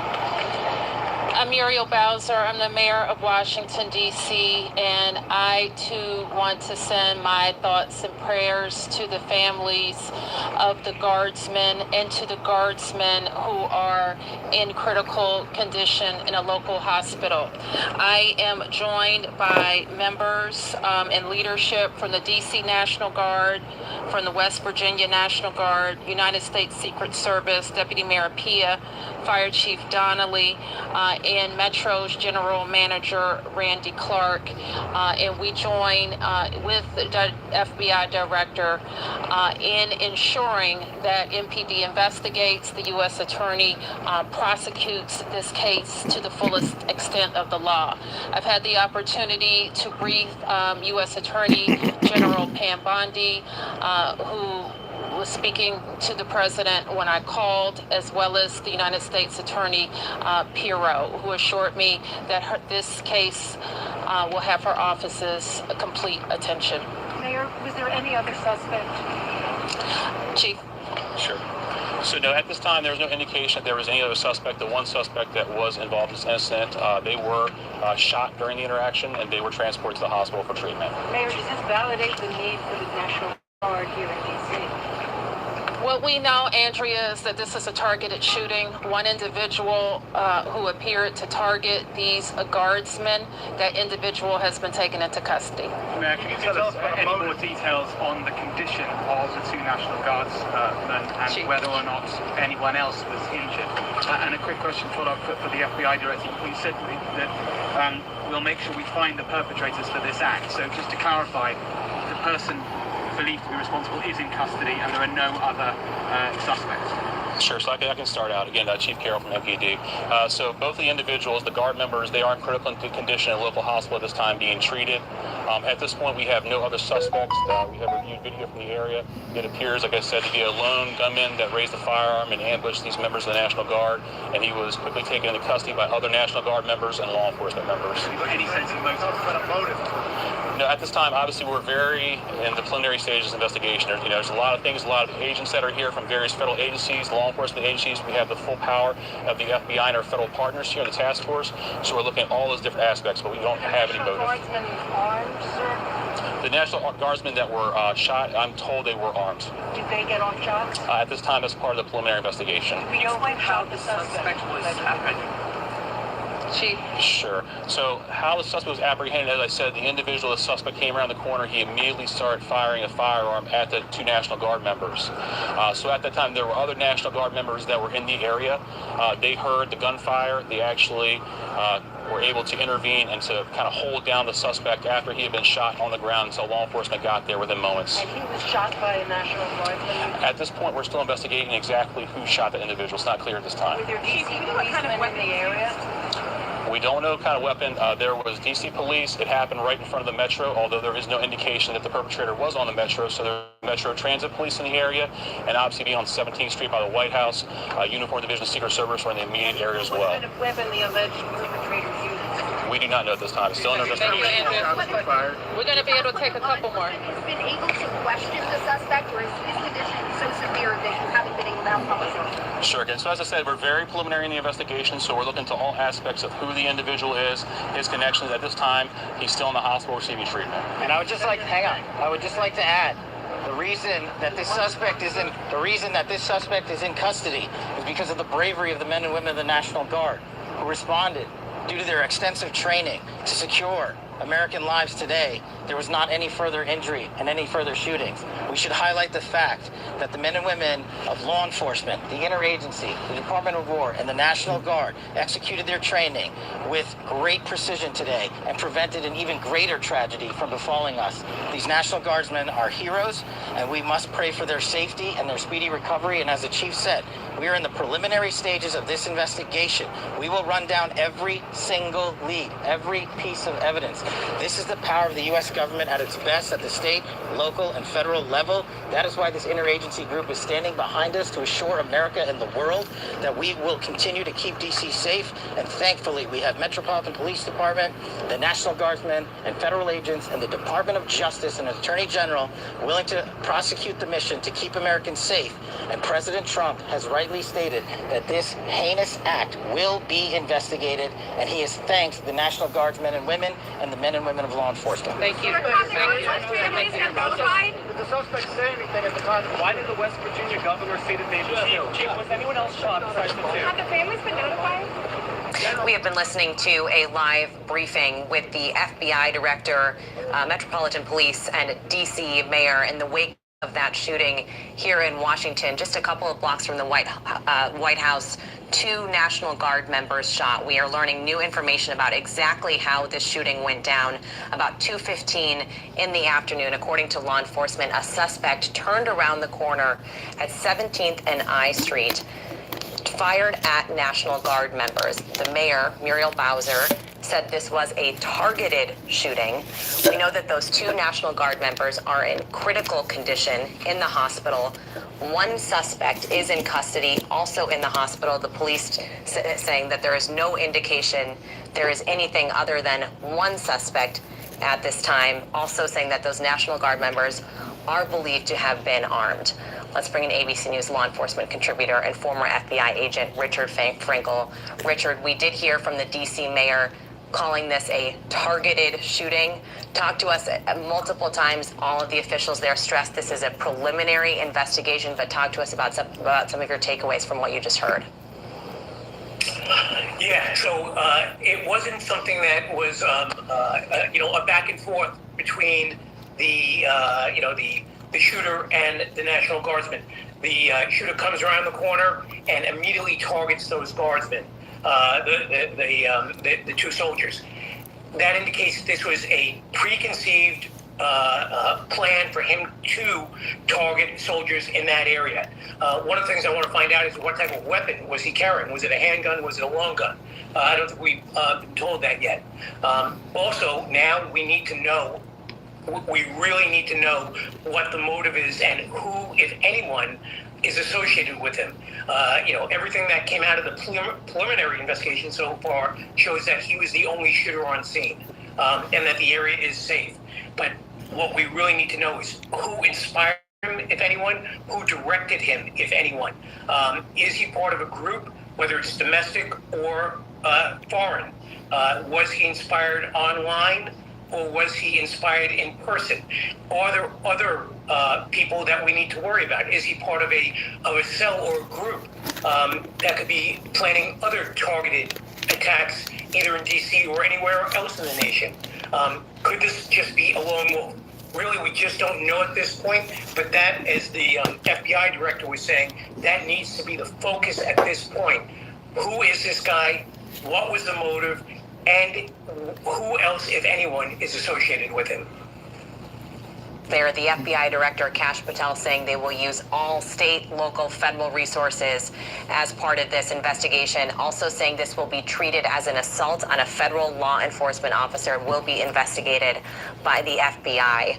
Let's bring in our senior Pentagon reporter, Louis Martinez. Louis, what do we know at this point about those 2 National Guard members who were shot? Well, we had conflicting information earlier, Elizabeth, about the status of the 2 National Guardsmen from West Virginia. Virginia. But the latest is that we're trying to get more information about their status, since one of the things that we did hear there from the mayor of D.C., Muriel Bowser, was that she indicated that they are critically injured. That would be a change from what we heard from the West Virginia governor about an hour and a half ago. But that would be good news about their status. Now, one of the other things that we do know is that they are among 150 West Virginia National Guardsmen that are currently serving here in Washington, D.C. right now. At one point, there were about 400 National Guardsmen from that state who were serving here. The deployment happened around August or so, and since then, their numbers have gone down. Overall, they reflect the status of 6 other states that have also provided National Guardsmen to Washington, D.C. It's about 2,100 National Guardsmen who are currently serving in the city, but about half that number are only from D.C. The rest come from other states. It's unclear exactly how long these National Guardsmen from these other states are going to be serving here in the city. What we do know is that the D.C. National Guard is at least going to be, they're on an open-ended assignment as of right now. But what we did hear from the D.C. Mayor Muriel Bowser there was indications that they are continuing to receive medical treatment. And Louis, we did hear from Defense Secretary Pete Hegseth saying that President Trump should send more National Guard members to D.C. in the wake of this now. Yes, he actually said that he's traveling in the Dominican Republic right now. Obviously, there's a lot going on with Venezuela and with a lot of U.S. troops in the Caribbean. As part of that anti-cartel mission, as part of maybe a pressure campaign against Nicolas Maduro of Venezuela. So he was there on an official business trip to the Dominican Republic, and after having met with senior officials there, he came down and spoke to reporters and spoke about how this was a violent attack and that this was targeted. And he also indicated that President Trump would be following through on a request from President Trump to send 500 additional more National Guardsmen to the city of Washington, D.C. So this is a process. Remember that the president actually controls the D.C. National Guard. There is no governor in the District of Columbia, so it is the president who controls the forces. Then that authority is delegated down to the Defense Secretary and delegated down even further to the Secretary of the Army. So it appears now that at least that Secretary Hegseth indicating that 500 additional guardsmen are going to be joining the 2,100 who are already serving here in Washington. Senior Pentagon reporter Louis Martinez. Louis, thanks so much. Let's bring in Chief Justice correspondent Pierre Thomas. Pierre, I know you've been working your sources on this. What are you learning at this point about how this all unfolded?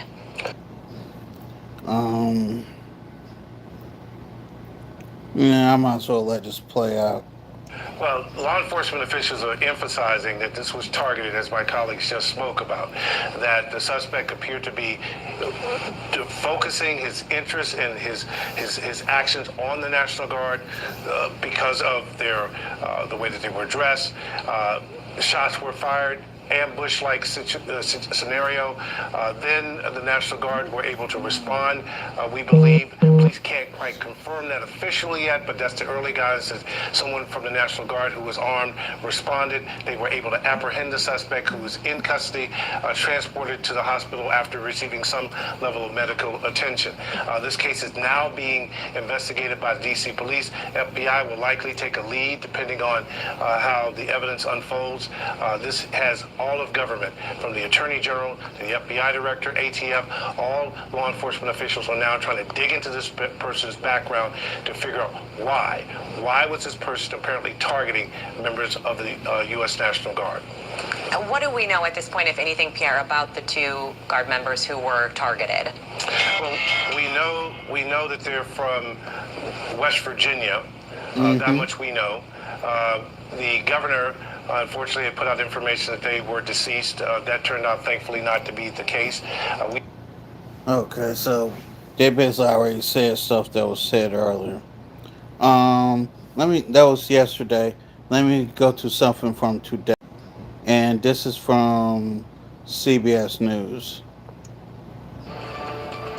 Welcome to CBS News 24/7 on this Thanksgiving Day. I'm Tom Hansen. The search for answers is underway after a gunman opened fire, critically wounding 2 National Guard members in Washington. This was the scene Wednesday afternoon after the two members of the West Virginia National Guard were shot just blocks from the White House in an ambush-style attack. FBI Director Kash Patel says 20-year-old Sarah Beckstrom and 24-year-old Andrew Wolf are both in critical condition. Here's what we know right now.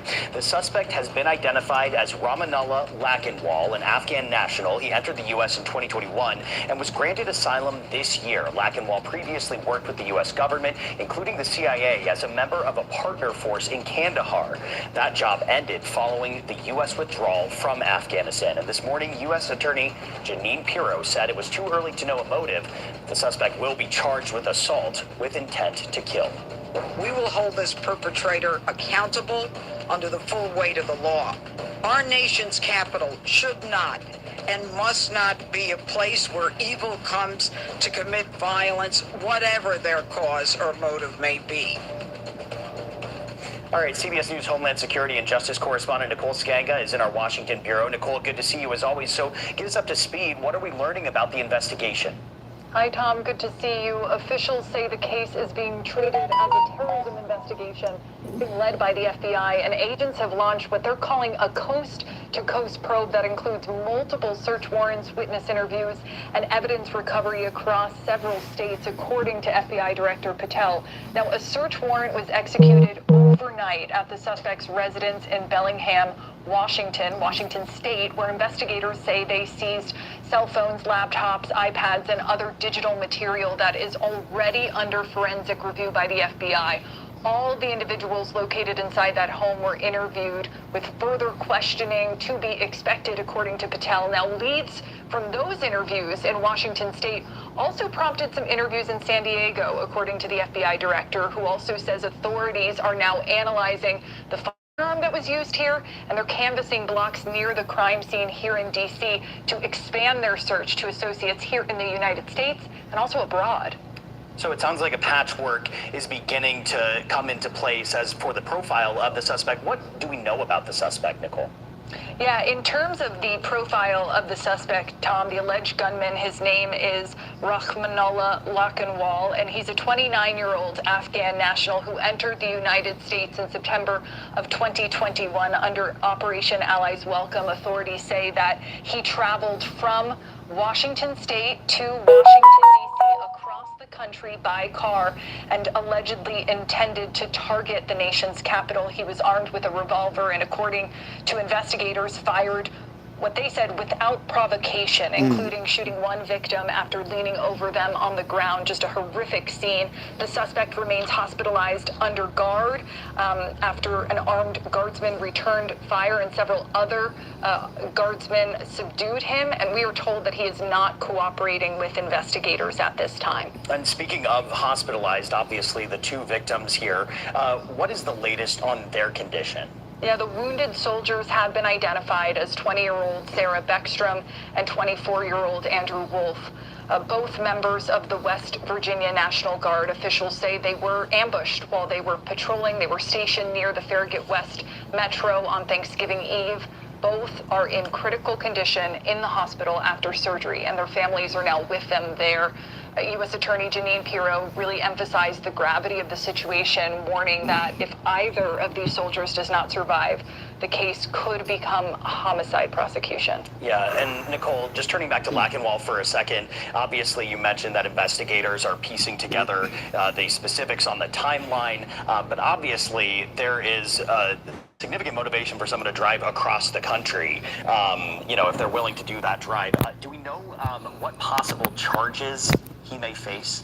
Yeah, the suspect currently faces 3 counts of assault with intent to kill while armed, along with another charge for possession of a firearm during a crime of violence. Prosecutors say he faces up to 15 years on the assault counts alone, with additional charges that could come depending on new evidence and the victim's medical outcomes here too. The U.S. Attorney's Office said it's prepared to elevate this case to murder 1, first-degree murder, if either soldier dies from their injuries. And in that case, we also heard from Attorney General Pam Bondi this morning on Fox News, and she says that she is prepared, if that happens, to pursue the death penalty. So some very, very serious charges here.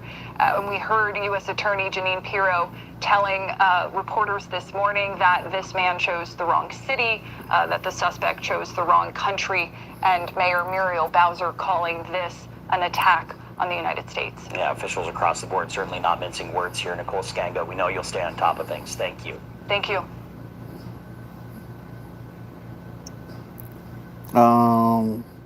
That's pretty much it on the mass incident in DC yesterday. I try to come back this week if there's there should be some more updates this week. I will come back. With that being said, and continue to enjoy your Thanksgiving. Like, share, subscribe. I'll see you all later. Peace.